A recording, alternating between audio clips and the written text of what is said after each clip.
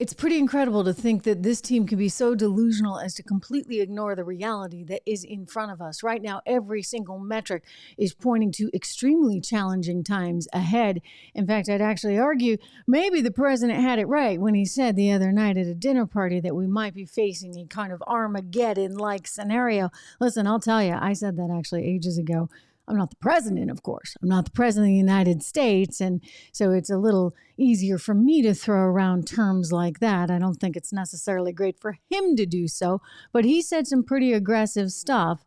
And he was relating it, of course, to Ukraine. I'm relating it to the financial mess that we have gotten ourselves into. I will quote from him. This is what he said last Thursday of last week at a fundraiser. Quote, "We have not faced the prospect of Armageddon since Kennedy and the Cuban Missile Crisis."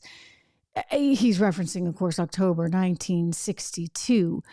But we are facing a crisis. He really shouldn't have quite phrased it that way. After all, he is the president, but I'll give him this. We're facing a crisis and he doesn't even understand the complexity of the crisis. And perhaps that's what's most concerning of all. The guy's positively delusional when it comes to what we really are facing, which is Armageddon on the economic front. Consider what's going on in the UK right now.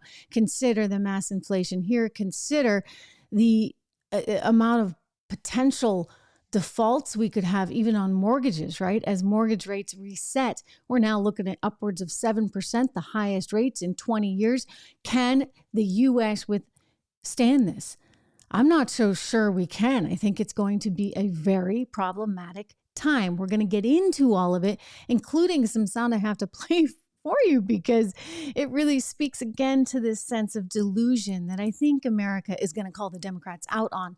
But before we do that, portions of today's program are brought to you by Legacy Precious Metals.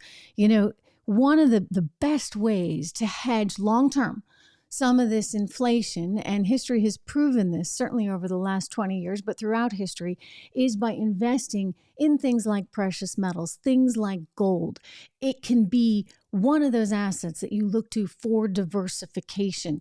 And so I can encourage you to call my friends over at Legacy Precious Metals. They've got a free investing guide that you can download. You can give them a ring and look for some advice. You can get a gold-backed IRA. The reality is the purchasing power of the US dollar continues to decline. And I don't foresee that changing anytime soon because you don't have anybody there in Washington, D.C. that's willing to actually tackle this in terms of our debt and our deficit. If anything, they come up with these, crazy terms like the Inflation Reduction Act and think that that's going to do it. Instead, it's made inflation worse. I want you to hear the president just speaking the other day, talking about how apparently all that he's doing is somehow working. You got to be kidding me.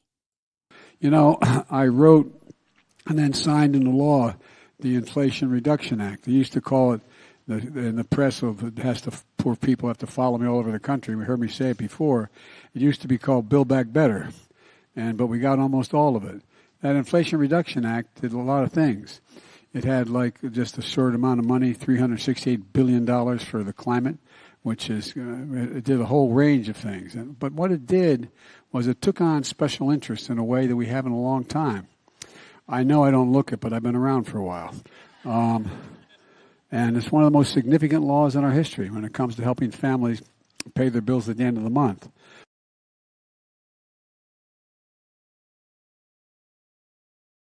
It actually helps people pay their bills at the end of the month? Okay. That is political spin. And that is the kind of spin that Americans see through in 2 seconds because everybody knows how much more expensive everything is. I mean, heck, since January, the price of eggs has gone up 96%. You go through the list, we are looking at so many more expenses right now. And so much of that, of course, is food and energy, but it's not just food and energy. So much of this has become embedded into our economy when you look at the core inflation numbers, which strip out food and energy, which, by the way, I don't think you should do. And I've said that all along. I think that it may show up in food and energy first, but you actually have to look at food and energy to understand what's going on in the overall economy. But when you look at what's going on outside of food and energy, we're upwards of 6%, nearly 7%. So this tells you it's here. It is here. We're at the highest level. We are at the highest level for inflation in 40 years. And guess what? It's happening all while he's out there doing his Inflation Reduction Act. So clearly it's not reducing anything. In fact, as I said all along, it would increase inflation because all you're doing is pushing more money into all of this stuff, including his $300 and some odd billion into green energy projects at a time when, let's face it, guys, you know what we need? We need affordable energy. Go do your green thing, but do not do it at the expense of the American people. We need to still be able to put food on our tables and gas in our tanks. Here is the former Treasury Secretary under Bill Clinton talking about this very thing and saying, hey, we need a little bit more nat gas. Watch him with Wolf Blitzer on CNN. And that means we need to recognize that whether the issue is energy security or whether the issue is climate, natural gas, despite being a hydrocarbon, is a good thing, not a bad thing. And the more of it we produce, the better we're going to be. Yeah, the better we're going to be, because you know what? We're actually going to be able to afford stuff.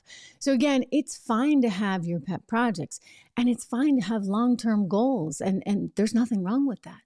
Look at Elon Musk. Look at what he's done for the electric vehicle industry. That was a guy who had some vision that, by the way, the left absolutely hates. You know, he's under investigation right now because of some of his tweets during the whole Twitter deal. Of course, he's under investigation. We had that revealed to us by the company itself because they're moving still forward towards some litigation. I don't think the litigation is going to happen. I do actually think that this deal will go through. A little more challenging, of course, because some of the financial backers aren't too thrilled now. But nonetheless, you know, the government doesn't like the idea of Elon Musk having that kind of say or that kind of sway and power over such a free speech kind of vehicle, which it isn't right now. I think that that's what Elon really wants to make it become. But these are things that we need to just own up to, right? We need to own up to, yes, okay, EV and green, that's all good, but you can't do it if you don't have something else to replace things by. This is still a free market economy. They're trying to take that free market power away from us, and that is what is wrong. It's why I feel so passionately about this. It's why I'm here every single day for you. Please, if you have not already, go and subscribe to this podcast on Apple iTunes or on Spotify. It's really important because the more people that subscribe, the more they actually put that out for additional people to subscribe. So go subscribe today. It's all free. And one other organization I just want to tell you about besides my podcast is a great group of people at AMAC, the Association of Mature American Citizens. These guys are actually working really hard every day to make sure that you have the right policies in place for this country so we don't have this kind of inflation. They're making sure that lawmakers are paying attention to the stuff that's going to matter for everyday Americans as we move forward. How is it fair that the purchasing power of the U.S. dollar has declined 30% since the year 2000? That's what's happened. So you can't buy as much. And you know what? It's not as though wages are keeping up with this. Real wages are not keeping up with inflation. And so consequently, people can't enjoy the same kind of lifestyle. This stuff matters. And this is what AMAC cares about. So join this group today. They'll give you all kinds of free stuff. So I think it's $16 a year. You're going to make it back in no time with all the free discounts on travel and restaurants and hotels and cell phone plans, etc. But most importantly, they also help to guide you for things like healthcare. It's kind of like the AARP, except with more conservative values that I think you and I very much believe in. So go check them out. amac.us/Regan is the handle that you need to go to, or the URL. amac.us/Regan. Sign up or renew today and join forces with all of us there. More than 2 million Americans that are working really hard to preserve our way of life. Good stuff. But again, this inflation, it really bothers me because I think now we're spiraling towards something that may be increasingly out of our control. I have seen this in my career. I've seen it at various times, certainly in the year 2000 with the tech bubble that burst. I had actually just moved to San Francisco in the winter, January of 2001, and I was starting my job at CBS Market Watch there in San Francisco, which was headquartered there at the time. And it was the strangest, kind of most depressing thing. I remember because I also reported for the local station there. One of the stories that we did was how you couldn't get a U-Haul for 3 months. The wait time was insane. I was living in corporate housing with my husband at the time. And in the span of the 3 months, say from January to March, rents plummeted. So the apartments that we were looking at, it was good for us, right? Because, the rents were so high and they just kept coming down, down, down. But it was a scary time as well because we were there for, the good times, right? But what happened to that party? That party crashed so fast. It was so over. Everybody was leaving the city in droves. That tech mania was over. The bubble had burst.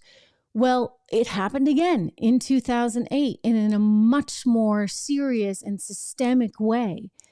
And now I fear we could be charging towards something that, again, is also very problematic. Not like what we saw in 2000. And by the way, 2000 was bad. I mean, think about how long it took, like 15 years for the NASDAQ to get back to the level it had been at in the year 2000.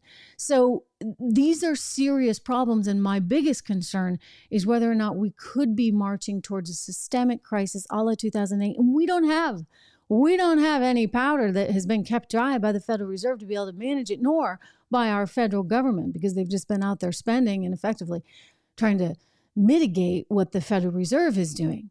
The Federal Reserve needs to do more. The Federal Reserve needs to act swiftly. Otherwise, we're going to be looking at a kind of lost decade with additional problems to come. Consider what's going on in the UK. I mean, this is really, really serious stuff. So think about it in terms of your investing right now. But on a happier note, do you see somebody taking a little nap right behind me? A little teeny somebody. This is if you're listening on Apple iTunes, all the more reason for you to go over to the YouTube channel or to Rumble or to Facebook, because I post these videos there of the show, and you're going to see a very cute little dog. I don't dare go and wake him up right now. He loves to sleep back there. He is such a big part of my life and my family's life. I say I didn't grow up with a dog, but it's just the most wonderful thing. And it's a great thing for kids to have that experience. I was a little bit afraid of dogs, believe it or not. I had bad experience as a kid. So I decided to get a little one, just a little one. And this little guy is just everything to me. He goes places with me. I put him in my purse. He loves the purse. He's just a terrific little guy and so good for my family and so good for my kids, which is why I care so much about keeping him healthy, making sure that he has the right nutrients to live a long and healthy life. He's just 3-4 years old, 3.5.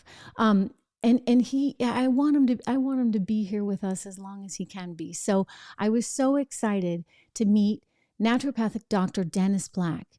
He's a former Army Ranger, just a wonderful guy who's so focused on health, both for himself and also for his dogs. He's got bigger dogs than mine, much, much bigger dogs. But he came up with a wonderful sort of prescription for dogs. It's a supplement to the food that they otherwise eat. It is called Rough Greens, and it's like a little powder that you just put on top of, in my case, Fluffy's food. I mix it in, and he loves it.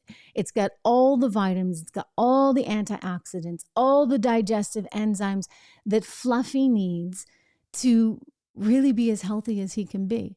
To sleep well, as you can see him doing, and to play well, and to have that fluffy, silky, soft coat. He is just an incredibly well-behaved dog. Amazing. I know everybody says this about their dogs, okay? So don't get me wrong. I want to hear about your dog, by the way. If you haven't sent me a picture, I love getting pictures of dogs. So maybe include it in the notes below. Let me see it. I look at all those notes. So do include it. I think that just having a dog has been such a game changer for me and for my life. I keep joking about how the left has nothing on me because I got my own therapy animal over there, but he's just wonderful. And I want the very, very best for him.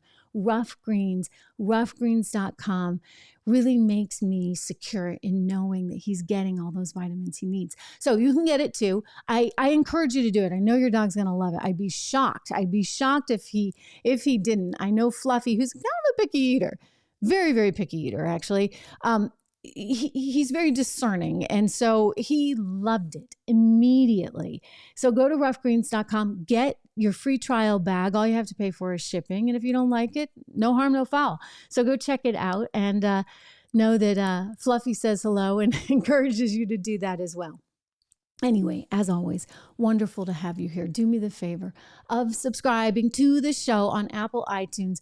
We got to dig into this because there's a lot going on in the UK. I think everybody needs to be really thoughtful about their investments right now. I know I'm going to have another Q&A session with you, and I encourage you to sign up for that. We had a live Q&A sponsored by Legacy Precious Metals, and I had some special guests, including the head of Legacy Precious Metals. And we weren't there to talk gold, but just to talk about the general environment that we're in. I think there's a lot of different ways you can approach all this.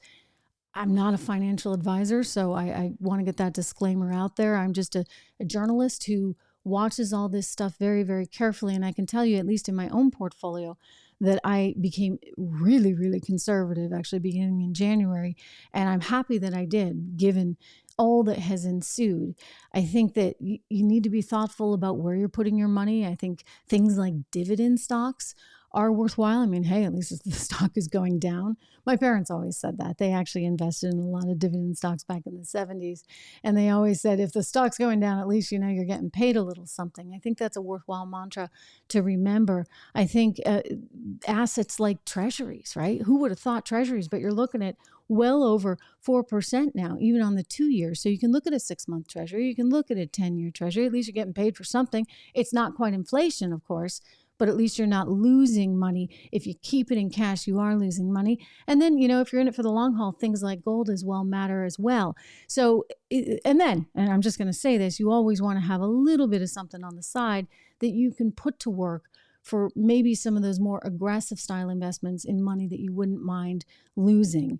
Then there's the safeties, the safety plays like Treasury I bonds, right? Savings bonds. If you put money away, you can put up to $10,000 per member or per business if you have a small business, per family. So that can be pretty substantial. And right now, I think the rate on that is somewhere around 9% guaranteed. And you can take it out if it's for educational purposes, say for your kids to go to college, you can take that out tax-free. So there's a lot of different things you could and should be looking at. We're going to get into that more this week here on this program. But just know, these are uncharted territory, uncharted waters. This is uncharted territory. And while I have seen some of these things before in my 22-year career covering this stuff, this is a unique situation. And I don't think it's going away anytime soon. I love having you here. Thank you. Don't forget to subscribe to the show, and I'll see you tomorrow.